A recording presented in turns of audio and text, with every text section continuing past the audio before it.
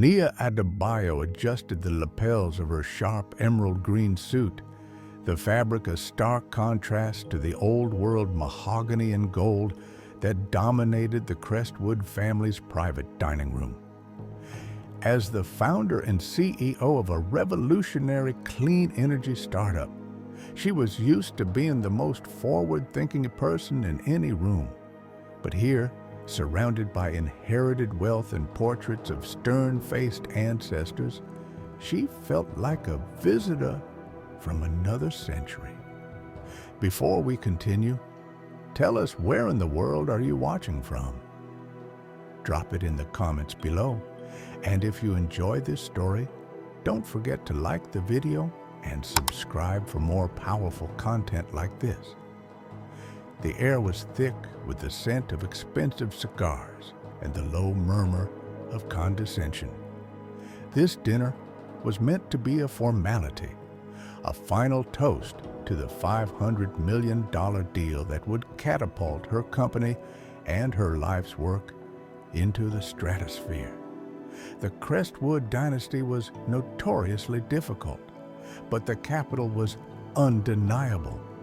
She had navigated treacherous boardrooms and shattered countless glass ceilings to get here. She could certainly handle one stuffy dinner. As the main course was cleared, Landon Crestwood, the family's smirking heir apparent, leaned back in his chair, swirling a glass of red wine. He fixed his gaze on Nia, a cruel glint in his eyes. "You know," he announced to the table, his voice loud enough to command silence, "it's admirable that our company is so charitable.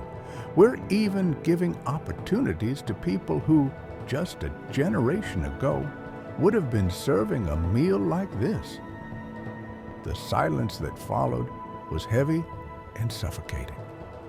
A few of the older family members coughed into their napkins, while a cousin let out a nervous titter. No one met her eyes. No one spoke up. The insult, delivered with the casual cruelty of someone who had never been challenged, hung in the air. Nia's heart hammered against her ribs, a hot flush of humiliation creeping up her neck. But on the surface, she was a statue of composure. She placed her napkin neatly on the table, offered a smile that was all ice and steel, and rose from her seat. "You'll have to excuse me," she said, her voice even and clear. "I seem to have lost my appetite." She turned and walked out, her footsteps the only sound in the suddenly frozen room. The news of Nia's abrupt departure from the Crestwood dinner spread through the financial world faster than a market crash.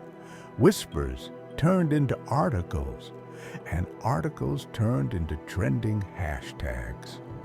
Some analysts called her unprofessional, speculating that she had jeopardized a once-in-a-lifetime opportunity over a simple gaffe.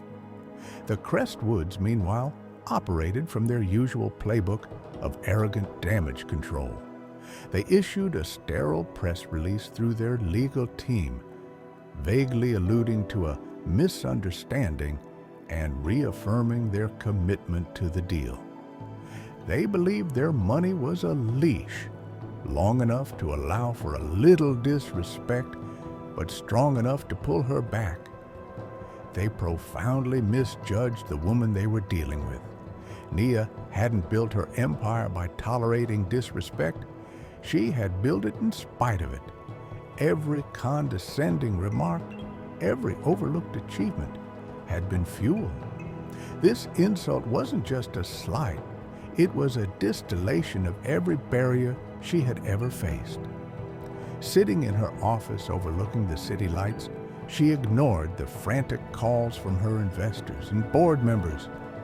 The $500 million was a number. Her dignity and the example she set for every person who saw themselves in her was priceless. Her values were not a commodity to be traded. She didn't rage or plot a dramatic revenge.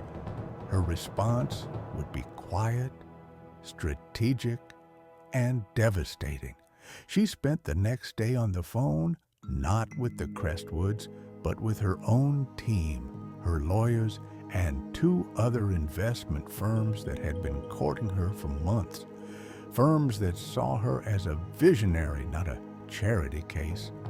By nightfall, her decision was made. It was a choice that would define her legacy far more than any dollar amount ever could. She was not just going to decline the deal, she was going to make a statement that would echo from Wall Street to Silicon Valley. Nia stood at the podium, not in a power suit, but in a simple, elegant white dress that radiated calm authority. The room was packed with journalists, their cameras flashing like a summer storm. She didn't read from a script. Her words were direct, measured, and came straight from the core of her principles. A partnership must be built on a foundation of mutual respect, she stated, her voice resonating with unwavering conviction. When that foundation is absent, the structure is worthless, no matter how high the valuation.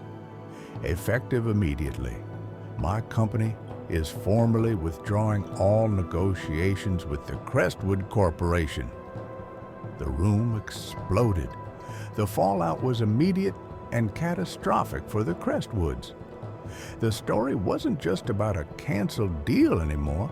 It was about the clash between old money arrogance and new world integrity. Respect is the real capital trended for 48 hours.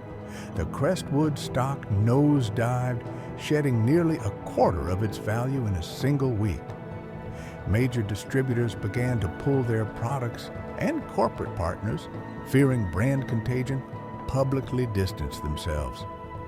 Landon Crestwood was suspended indefinitely, his name becoming a synonym for privileged toxicity. Meanwhile, Nia's company thrived.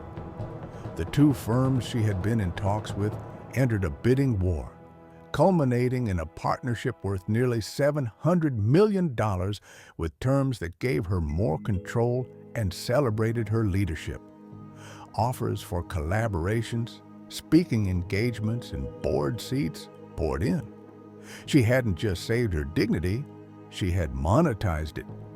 Weeks later, as she accepted an award for Innovator of the Year, she looked out at the crowd. She never mentioned the Crestwoods by name. She didn't have to.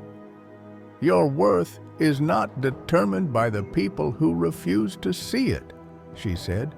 It's proven when you have the courage to walk away from them.